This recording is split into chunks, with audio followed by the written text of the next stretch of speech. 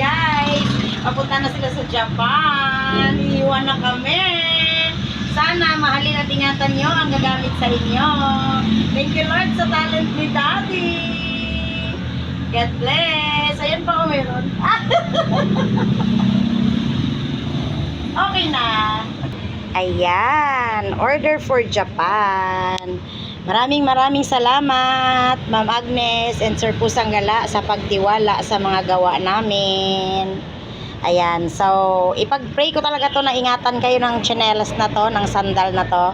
Thank you Lord sa pinagpalang kamay at talent. Ayan. So ganyan guys yung napili nilang kulay at design. Ayan. Which is, ako din naman yan naman talaga yung gusto kong mga design. So ayan, maraming salamat. Naway mabilis kayong makarating doon. Ah, di ba? Yan, baka naman.